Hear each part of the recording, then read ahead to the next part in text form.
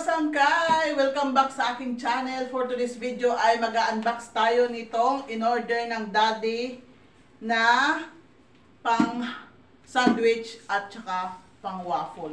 Siguro may idea na kayo kung ano to dahil makikita naman to kung saan sa mga social media. So tara, unbox na natin.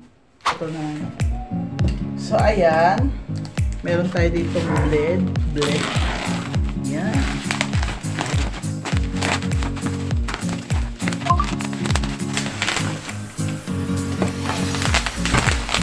So, ayan, Hodek ang kanyang brand.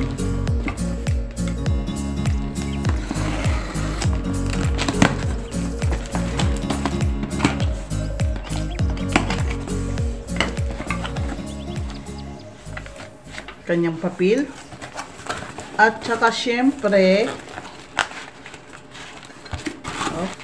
so, kulay pink na lang napili ko kasi wala namang akong choice dahil green naman talaga ang gusto ko. Pero since wala namang kulay green, eh, pink na lang. Tapos, ito yung kanyang pang waffle. Yan. Tapos, ito yung plate niya. Kasi ito in one na ito. Tapos, nandito sa loob yung kanyang pang sandwich. So, parang tatanggalin, yan, tatanggalin mo lang siya, ganyan, kung gusto mong mag-waffle. Paano ba to? Ah, dito. Yan. So, yan, gaganon na siya. Pang, ano, kung sandwich naman, so ito yung, bali, ganyan siya. Papalitin lang. So, sabi dito, ano na, stick naman daw to. So, okay. Light, ano lang siya yung color niya sa personal. Light pink lang siya. And, ayan, meron na rin siyang ganyan. At, 650 watts. So, dito yung on and off niya.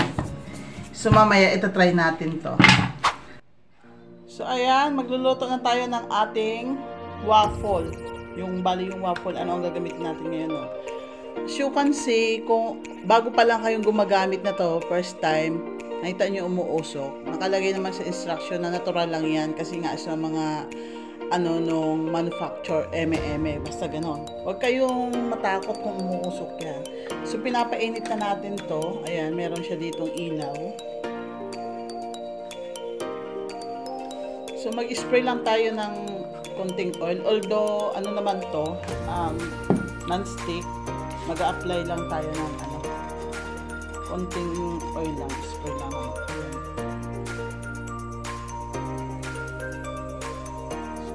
Okay na yung ganyan konti.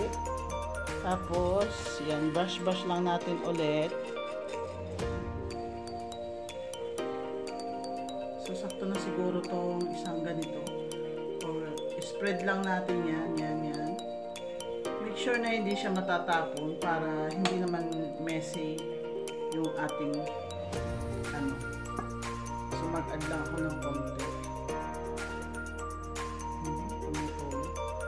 So, yan, para hindi na nakikita yung kanyang. Then, takpan na natin. Nag-off na yung light niya. Tingnan natin kung tama na ba yung ano niya. O para sa akin, hindi pa ano yan, add pa natin ulit ng ilang minutes, ng ilang seconds siguro.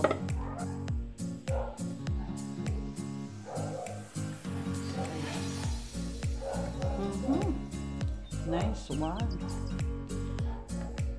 So, lutuin ulit natin yan. Ganito. Sakto na.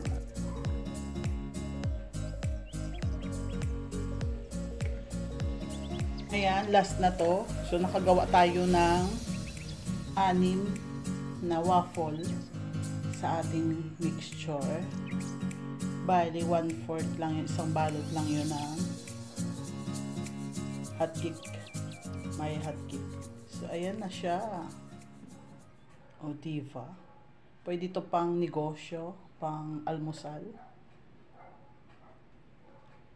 So, yun lang.